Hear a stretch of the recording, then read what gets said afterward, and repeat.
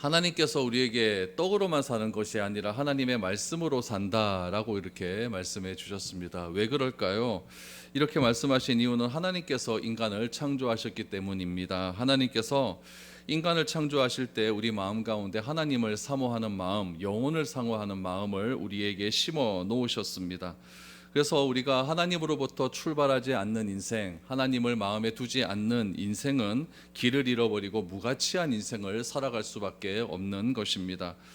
오늘 본문에 나타난 사건을 보면 굉장히 무가치한 인생을 살아가는 사람들의 이야기가 나옵니다. 그리고 무가치한 인생을 살아가는 사람들의 결론, 인생의 마무리가 어떠한지를 우리가 알게 됩니다.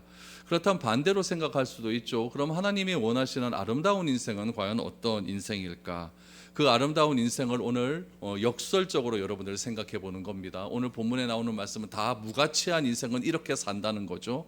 그럼 반대로 살면 되겠죠. 그 반대의 삶을 우리가 한번 추구하며 살아가는 것이야말로 진정한 하나님이 기뻐하시는 인생이다라고 기억을 하시면 좋습니다. 그래서 오늘 이 반대, 이 무가치한 인생을 살아가는 이 사람들의 이야기를 나 자신에게 질문을 하시면 됩니다. 나는 이렇게 선택하지 않았는가? 나는 이렇게 행동하지 않았는가? 나는 이런 생각을 하지 않았는가? 나 자신에게 질문을 하셔서 나는 이런 삶을 사는 것이 아니라 하나님이 기뻐하시는 아름다운 인생을 살기를 소망한다라고 결정하시고 실행에 옮기시면 하나님이 기뻐하시는 복된 인생이 될 줄로 믿습니다. 그래서 부끄럽지 않는 그런 인생으로 삶을 살아가는 저와 여러분들의 삶이 될 수 있기를 바랍니다. 그럼 이 무가치한 인생은 어떤 인생인가? 오늘 성경을 통해서 한번 살펴보도록 하죠. 46절, 47절을 보십시오. 세겜 망대의 모든 사람들이 이를 듣고 엘브릿 신전의 보루로 들어갔더니 세겜 망대의 모든 사람들이 모인 것이 아비멜렉에게 알려지매라고 했어요. 세겜 망대에 사람들이 모였다라고 이야기를 합니다. 왜 모였을까요? 모인 이유가 있겠죠. 그 이유를 우리가 사사기 9장을 통해서 알 수가 있습니다.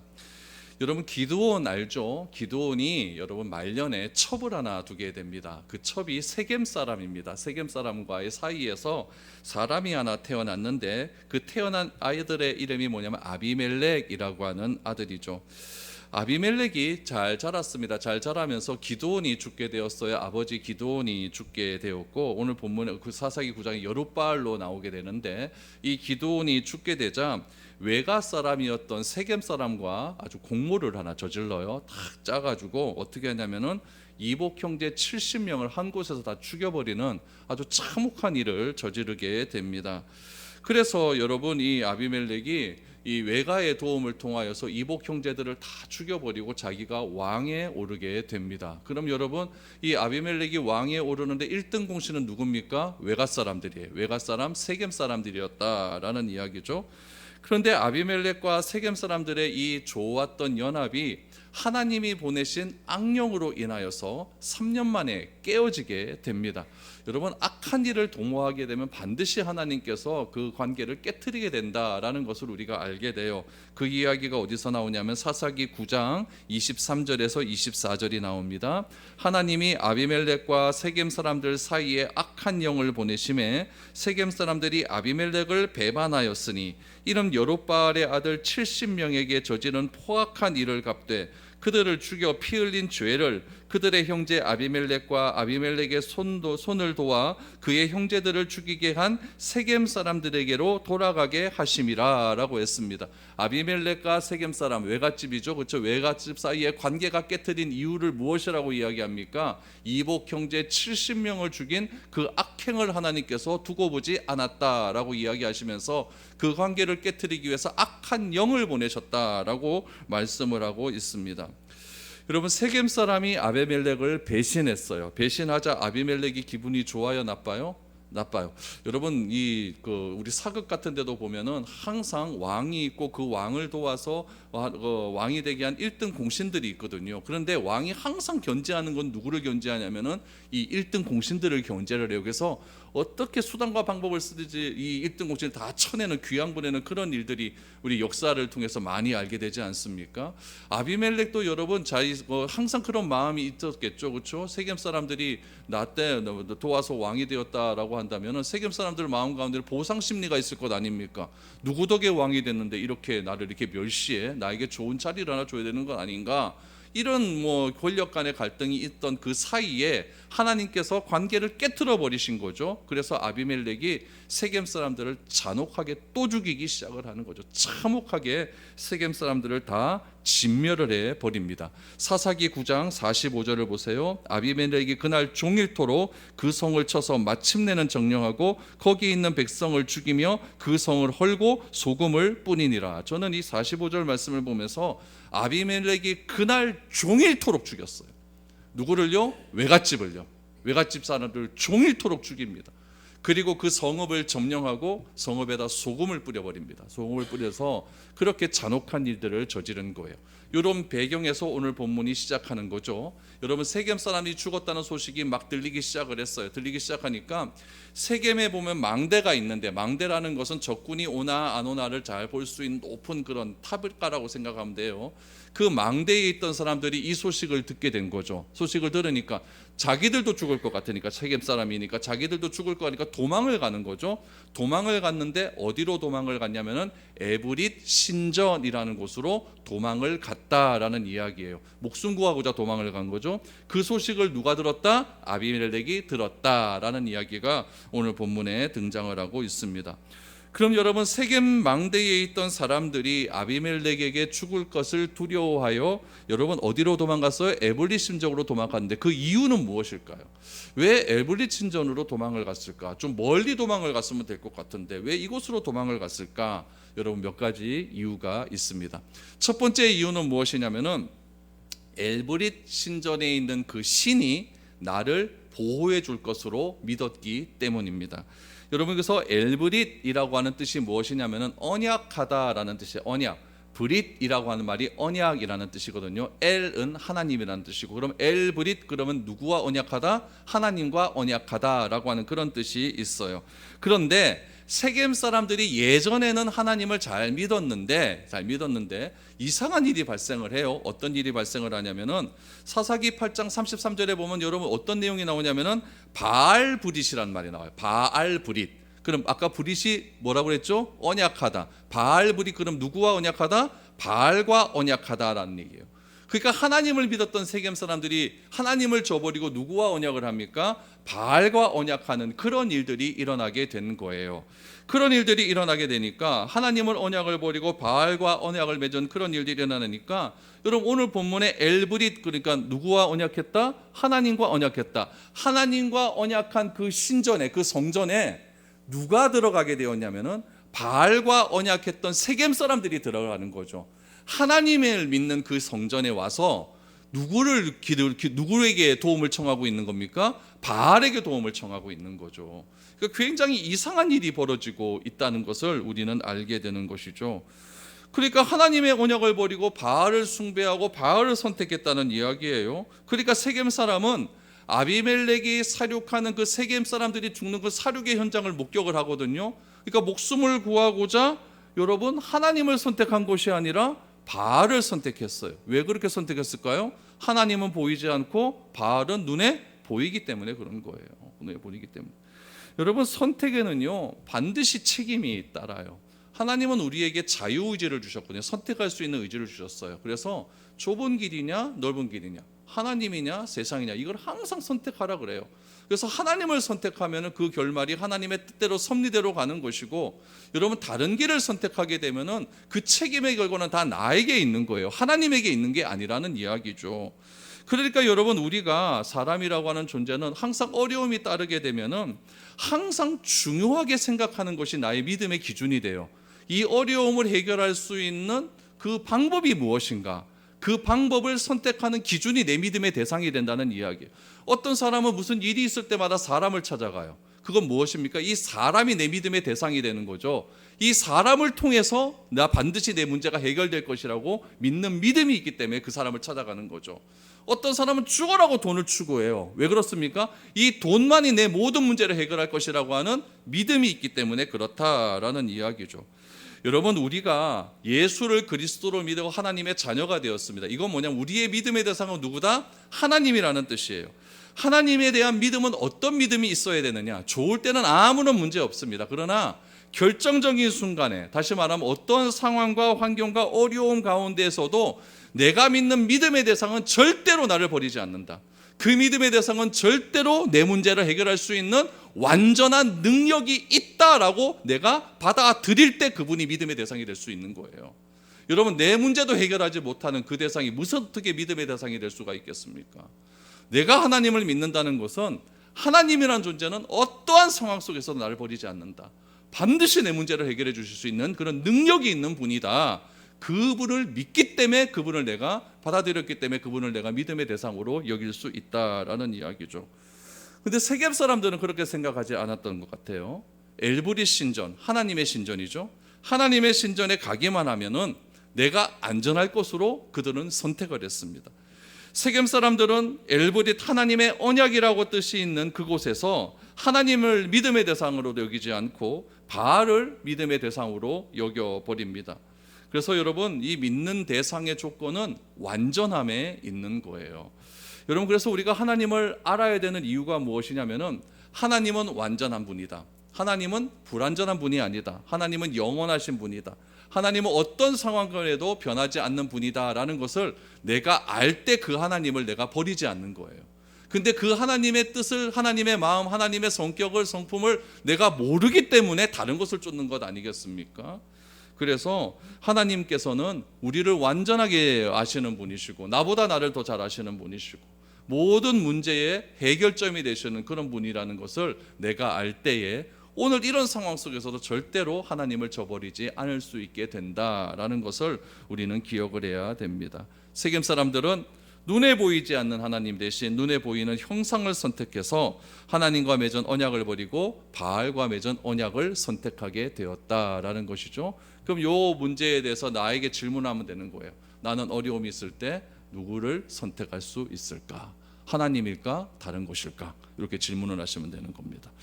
두 번째로 엘브릿 망대로 도망간 두 번째 이유는 무엇일까? 두 번째 이유는 아비멜렉을 너무 믿었기 때문에 그렇습니다. 세겜 사람이 아비멜렉을 도와서 왕으로 세운 이유는 무엇입니까? 이 사람을 왕을 세우면 내 안전과 내 평안, 내 모든 것을 이 사람을 통해서 내가 영위할 수 있을 것이다 라고 하는 믿음이 있기 때문에 그런 것 아니겠습니까? 그러나 하나님께서는 아비멜렉과 세겜 사람 사이에 악한 영을 개입시켜서 서로 간의 관계가 깨어져 버리게 만드셨다라는 것이죠. 관계가 깨어지는 순간 여러분, 서로에 대한 신뢰는 다 없어지고 됩니다. 관계가 깨어지면 도움을 청할 수 있는 그런 마음도 다 사라지게 되는 것이죠. 그래서 어떻게 되었을까요?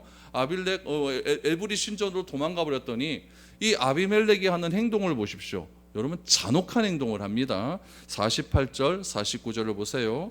아비멜렉 및 그와 함께 있는 모든 백성이 살몬산에 오르고 아비멜렉이 손에 도끼를 들고 나뭇가지를 찍어 그것을 들어 올려 자기 어깨에 메고 그와 함께 있는 백성에게 이르되 너희는 내가 행하는 것을 보나니 빨리 나와 같이 행하라 하니 모든 백성들도 각각 나뭇가지를 찍어서 아비멜렉을 따라 보루 위에 놓고 그것들을 얹혀 있는 보루에 불을 놓음에 세겜 망대에 있는 사람들이 다 죽었으니 남녀가 약 1000명이었더라. 여러분, 간단하게 얘기하면 뭐합니까?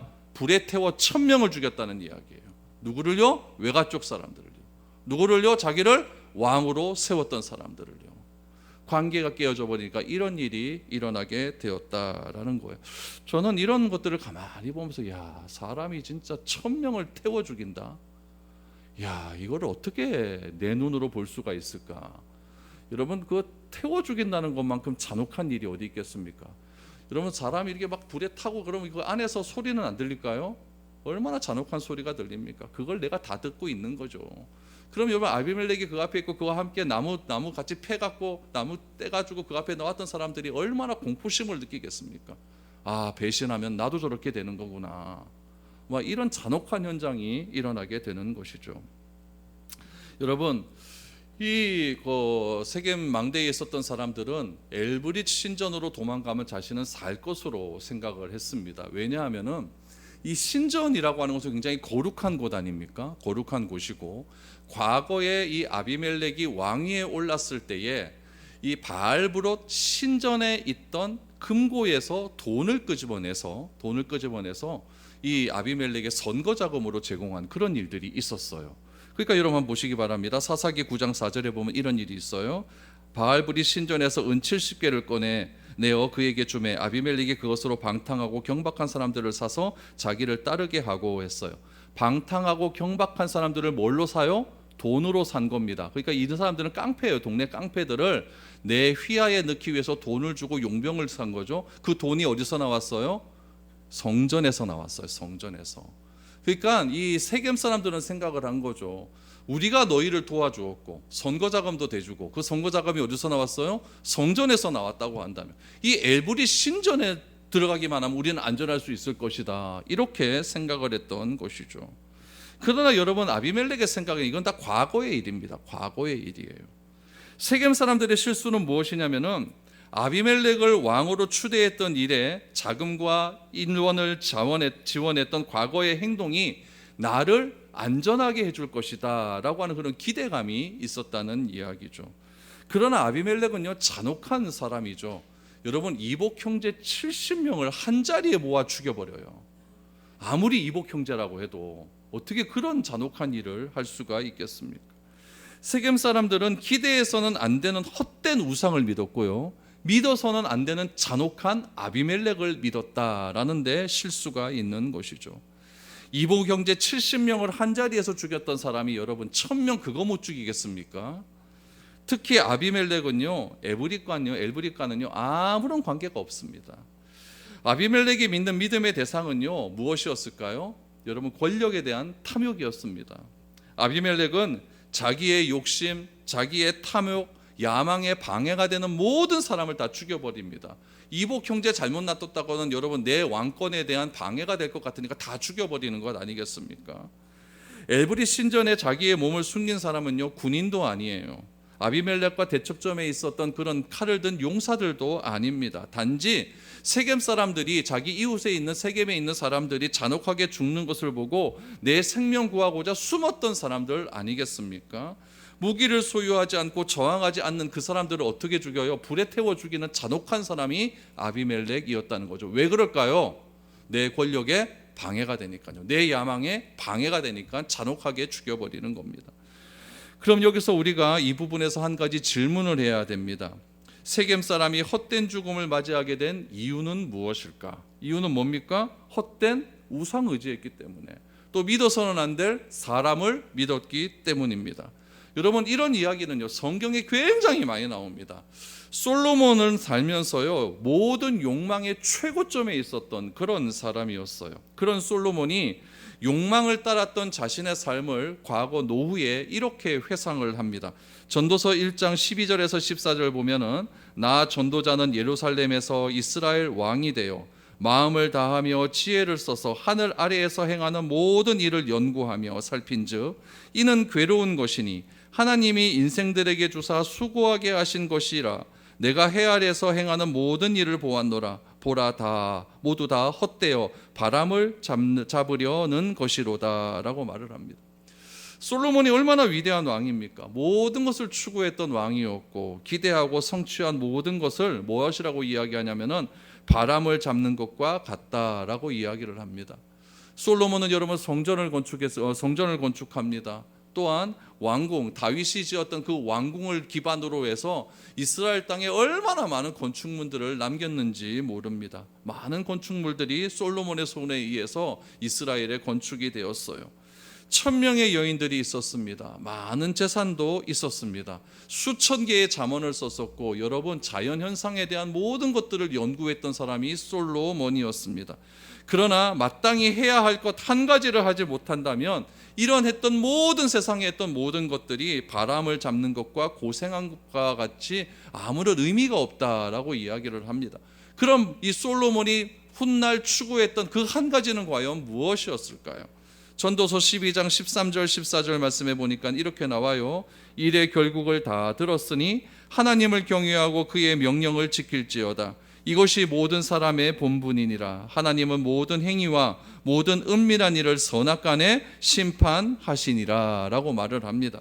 솔로몬은 하나님을 경외하고 지키는 것을 소홀히 하고 헛된 우상과 사람을 따라 살아가는 것이 어떤 일이라고 말을 하냐면은 여러분 헛된 일이다 라고 그렇게 이야기를 하고 있는 것이에요. 그러니까 여러분 우리가 공부하지 말라는 이야기 아닙니다. 열심히 땀 흘려 수고하지 말라는 이야기가 아니에요. 그 안에 누가 계셔야 된다? 하나님이 계셔야 되는 거예요. 사업체 안에도 하나님이 계셔야 되는 거고, 내가 연구하고 공부하는 곳에도 하나님이 계셔야 되는 것이고, 내가 인간관계를 맺는 것도 그 가운데서 하나님이 계셔야 의미가 있는 것이지, 하나님이 없는 모든 것들은 그냥 헛된 바람에 날려가는 것, 그것을 잡는 것과 지나지 않는다라고 분명하게 고백을 하고 있는 것이죠. 그래서 우리가 인생에서 추구해야 될 참된 가치, 우리의 아름다운 삶을 영위하기 위한 참된 가치는 하나님을 경외하고 지키는 것이다. 그것이 여러분 솔로몬의 고백이고 우리의 고백이 되어야 될 줄로 믿습니다. 이런 고백이 없다면은 여러분 이 아비멜렉과 세겜 사람들과 같이 비참한 최후를 맞이하게 되는 거예요. 여러분 아비멜렉이 세겜 사람을 완전히 다 몰살시켜 버렸어요. 이것으로 끝났을까요? 끝이 안 납니다. 이 아비멜렉의 최후를요, 여러분 한번 보시기 바랍니다. 50절 51절이에요. 아비멜렉이 데베스에 가서 데베스에 맞서 진치고 그것을 점령하였더니 성읍 중에 견고한 망대가 있으므로 그 성읍 백성의 남녀가 모두 그리로 도망하여 들어가서 문을 잠그고 망대 꼭대기로 올라간지라 라고 말을 합니다. 세겜 사람들을 엘브리 성전에서 다 태워 죽이지 않습니까? 그런데 이번엔 어디로 갔어요? 데베스라고 하는 곳으로 갔대요. 데베스는 어디냐면요, 세겜에서 동북쪽으로 18km 가면 되는 거예요. 별로 안 먼 곳에 있어요. 여기서 한 외관쯤 되는 곳에, 그쯤 되는 거리에 이 데베스가 있는 거예요. 그곳으로 쳐들어가서 또 데베스 사람을 또 잔혹하게 다 죽이기 시작합니다. 그 잔혹한 죽이는 현장 속에서 남녀들이 여러분 이거는 전쟁할 수 있는 능력이 없는 사람들입니다. 그 사람들이 또 어디로 도망을 갑니까? 데베스 망대로 도망을 갑니다. 망대 옥상 꼭대기로 올라갔어요. 여러분 데베스 망대 꼭대기로 올라가는 것을 누가 봅니까? 아비멜렉이 보는 거죠. 그랬더니 며칠 전에 여러분 그 망대에서 죽였던 그 참혹한 죽였던 그 사건이 생각나는 것 아니겠습니까? 또 뭐 하겠어요? 또 태우겠죠. 한번 보시기를 바랍니다. 52에서 54절까지입니다. 아비멜렉이 망대 앞에 이르러 공격하며 망대의 문에 가까이 나아가서 그것을 불사르려 하더니 한 여인이 맷돌 윗짝을 아비멜렉의 머리 위에 내려 던져 그의 두개골을 깨뜨리니 아비멜렉이 자기의 무기를 든 청년을 급히 불러 그에게 이르되 너는 칼을 빼어 나를 죽이라. 사람들이 나를 가리켜 이르기를 여자가 그를 죽였다 할까 하노라 하니 그 청년이 그를 찌르매 그가 죽은지라 라고 말을 합니다. 또 불태우기 위해서 간 거죠. 갔더니 여러분 데베스 망대 꼭대기에 있던 한 여인이 맷돌 보면 아래 위가 있잖아요. 아래 위쪽 위에 맷돌 그것을 던졌는데 하필이면은 아비멜렉 머리에 맞은 거예요. 하필이면 아비멜렉 머리에 맞은 것이죠. 여러분 성경에 보니까 두개골이 깨졌대요. 두개골이 깨졌는데 이 뇌가 질질 흘러나오는 상황에서 이 아비멜렉이 숨이 붙어 있었던 거예요. 그러면서 옆에 있던 부관한테 뭐라고 이야기하냐면은 여자한테 내가 죽었다는 소문이 나게 되면은 이건 굉장히 부끄러운 일이니까 네가 나를 죽여라 그랬어요. 그랬더니 부관이 아비멜렉을 죽이게 됩니다. 여러분 중동 지방에는 요즘도 여자의 손에 죽는 것을 굉장히 수치스럽게 여겨요. 그래서 자기가 믿는 신은 여자의 손에 죽는 남자를 구원하지 않는다라고 하는 그런 믿음을 가지고 있습니다.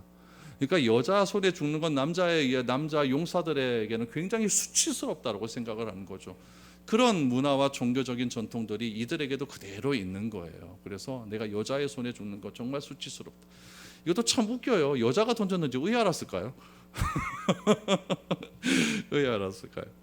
결국 아비멜렉은 그렇게 죽고 맙니다. 왕으로 세움을 받았고 자기가 다스려야 할 사람을 학살한 아비멜렉은 결국 한 여인이 던진 맷돌에 맞아 죽게 되었고 이 사실이 부끄러워 자기 부관에게 자신의 목숨을 맡기는 부끄러운 최후를 맞이하게 됩니다. 여러분 아비멜렉이 무엇이 부끄러웠죠? 여자의 손에 죽는다라는 것이 부끄러웠어요. 그러나 아비멜렉이 진짜 부끄러워해야 될 것은 무엇이냐면은 그가 행했던 인생 전체의 삶이었습니다.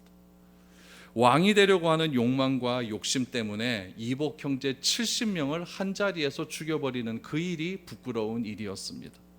자기가 왕이 되는데 도움을 주었던 외갓집 사람, 세겜 사람들을 한 자리에서 하루 종일 죽인 것이 가장 부끄러운 삶이었고, 또한 자기는 전쟁하기 싫어서 도망갔던 그 사람들을 한 곳에서 불에 태워 죽이는 일, 그런 일이 부끄러운 삶 아니겠습니까? 그러나 여러분, 아비멜렉이 자기가 부끄러워했던 건 뭐라고? 여자의 손에 의해서 죽는 것이 부끄러웠던 것 아닙니까? 이 사실을 여러분 지금 압니까 모릅니까? 알게 되었잖아요. 이 사사기 이 아비멜렉이 죽었던 이때로부터 지금까지 몇 년이 지났을까요? 3,000년, 4,000년이 지났어요.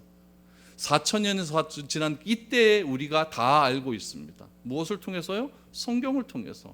앞으로 우리 다음 세대 때, 또 그 다음 세대 때 주님이 다시 오지 않는다면은 또 성경은 계속 전파될 것 아니겠습니까? 그 사람들도 이것을 읽는다면, 읽게 된다면은 아비멜렉이 그렇게 자기가 부끄러워했던 그 삶을 다 알게 되었다라는 이야기죠. 여러분, 아비멜렉의 인품과 삶의 행동은요, 절대로 숨겨지지 않게 되었다라는 이야기죠. 결국 아비멜렉이 이렇게 비참한 최후를 맞이하게 된 이유도 똑같습니다.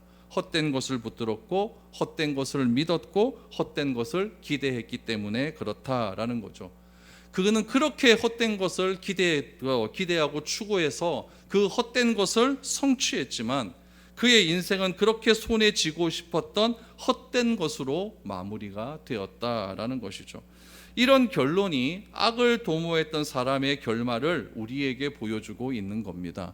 이것을 성경은 어떻게 평가하고 있을까요? 55절을 보시죠. 이스라엘 사람들이 아비멜렉이 죽은 것을 보고 각각 자기 처소로 떠나갔더라 라고 말합니다. 아비멜렉의 부끄러운 죽음을 목격한 사람들은 모두 흩어지게 되었습니다. 아비멜렉과 함께했던 사람들은 어떤 사람이죠? 의리가 있는 사람이 아니에요. 불량배들이었어요. 그 사람을 뭘로 샀다고요? 돈으로 샀던 사람 아닙니까? 그러니까 이 사람도 돈 보고 아비멜렉을 따른 것이지 진짜 아비멜렉을 신뢰해서 따랐던 사람이 아니거든요. 그런데 아비멜렉이 죽어버리자 다 각자 집으로 들어갔다. 여러분, 진짜 영광스러운 사람은 내가 죽은 이후에 내 이름이 후손에게 기억되는 게 가장 의미 있는 죽음 아니겠습니까? 내가 살았던 삶의 업적들이 비석에 기록이 되어 있고, 그 비석에 기록된 그 글을 볼 때 후손들이 참으로 우리 선조들은 잘 살았다라고 평가하는 것이 정말 의미 있는 죽음 아니겠습니까? 의미 있는 삶 아닐까요? 근데 이 아비멜렉은요, 부끄러운 삶을 살았기 때문에, 헛된 것을 기대한 그런 삶을 살았기 때문에 그를 따랐던 모든 사람들이 다 흩어지고 말았다라는 이야기죠.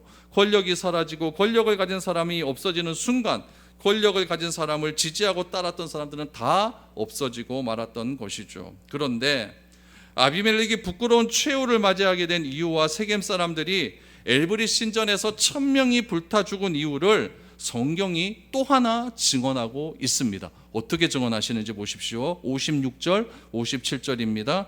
아비멜렉이 그의 형제 70명을 죽여 자기 아버지에게 행한 악행을 하나님이 이같이 갚으셨고, 또 세겜 사람들의 모든 악행을 하나님이 그들의 머리에 갚으셨나니 여룻바알의 아들, 여룻바알은 기드온입니다. 여룻바알의 아들 요담의 저주가 그들에게 응하니라 라고 했어요. 70명을 죽이고 아버지 기드온에게 행한 악행을 하나님께서 갚으셨다라고 이야기를 하는 거죠. 또한 세겜 사람이 아비멜렉을 도와 행한 모든 악행을 그들의 머리에 갚으셨다라고 증언을 하는데, 이 일이 어떻게 된 것이냐? 기드온의 아들 요담의 저주가 여러분 실행된 것이다 라고 이야기를 합니다. 아비멜렉이 여러분 이복 동생 70명을 현장에서 죽일 때 딱 한 명 살아남았어요. 참 이게 전쟁 스토리가 이렇게 해야 재미가 있어요, 그렇죠?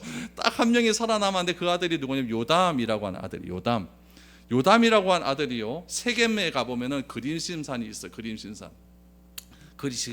꼭대기에 올라가서 나무의 비유를 이야기해요. 뭐 감람나무, 가시나무 막 비유를 얘기하면서 아비멜렉을 가시나무에 비유한 거죠. 가시나무는 품는 게 없잖아요. 까치고 찌르지 않습니까?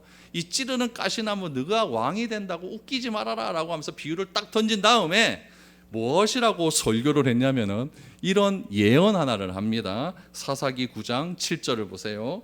사람들이 요담에게 그 일을 알림해 요담이 그림심산 꼭대기로 가서 서서 그의 목소리를 높여 그들에게 외쳐 이르되, 잘 보세요. 세겜 사람들아 내 말을 들으라.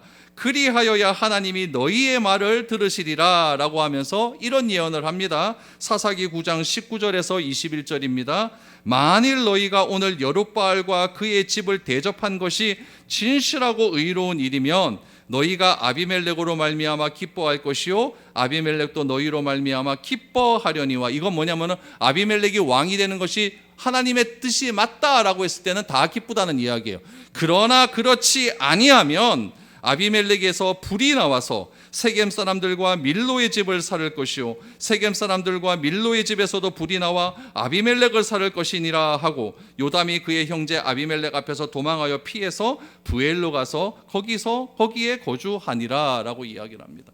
그러니까 오늘 본문의 사건이 있기 전에 3년 전에 요담은 이렇게 예언을 했다는 거예요. 하나님을 말씀하십니다. 이 예언이 3년 만에 그대로 이루어진다. 그것을 이루기 위해서 하나님께서 행하신 것이 무엇입니까? 세겜 사람과 아비멜렉 사이에 악한 영을 두셔서 그 관계를 다 깨뜨려 버리게 하셨다라는 이야기죠. 그러니까 여러분, 우리 인생이 하나님께서 영혼을 사랑하는 마음을 주셨고 하나님을 사모하는 마음을 주셨는데, 그 영혼과 하나님을 사모하는 마음을 저버리고 내 탐욕과 내 탐심을 선택하게 된다면 하나님께서 반드시 개입하셔서 이러한 일들을 행할 수 있는 분이시다라는 것을 우리에게 경고하고 있는 겁니다. 이거 여러분, 선택을 잘해야 됩니까? 잘 못해야 됩니까? 잘해야 되는 거예요.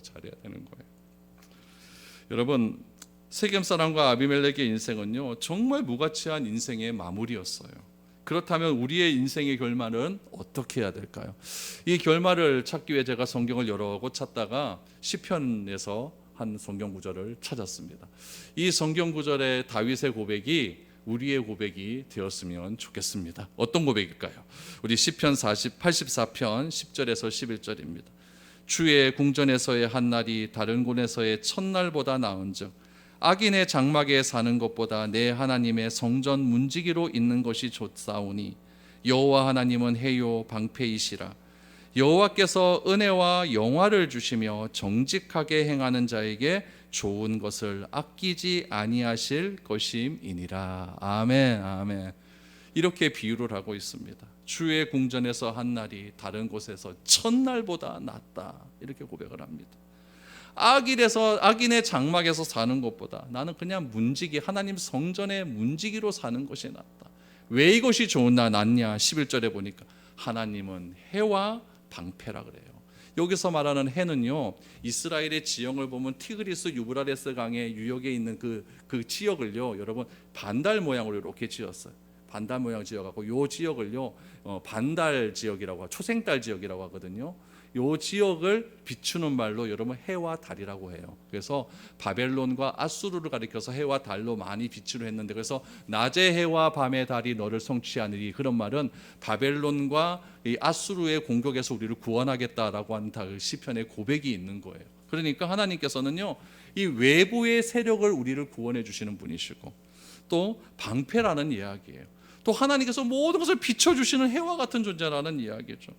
하나님께서 우리에게 은혜와 영화를 주시며 정직하게 행하는 자라는 것은 무엇이냐면요, 오늘 아비멜렉과 세겜같이 헛된 것을 쫓는 그런 사람이 아니라 온전히 하나님을 쫓고 하나님을 의지하며 하나님을 선택하기로 작정하여 그렇게 모든 삶 속에서 하나님을 중심에 두고 관계를 이루고 하나님을 중심에 두고 내가 돈도 벌고 하나님을 중심에 두고 내가 공부도 하고, 이런 삶들에게 무엇을 주느냐? 좋은 것을 아끼지 않게 주시는 분이 누구다? 하나님이다. 그래서 나는 하나님을 선택하겠다라고 다윗은 고백하고 있습니다. 여러분, 이거는 다윗은요 수천 년 전의 사람이에요.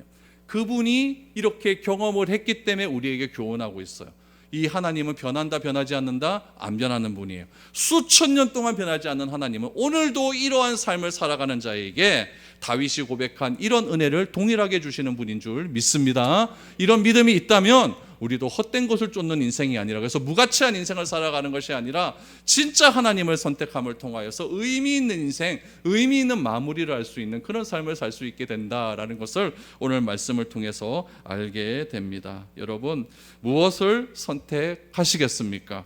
주의 궁정에서의 한 날이 다른 날에서의 첫날보다 낫다고 하는 다윗의 고백이 우리의 고백이 되어서 항상 주님만 의지하고 하나님 품에서 하나님을 거하며 살아갈 수 있는 저와 여러분들의 복된 삶이 될 수 있기를 축복드립니다.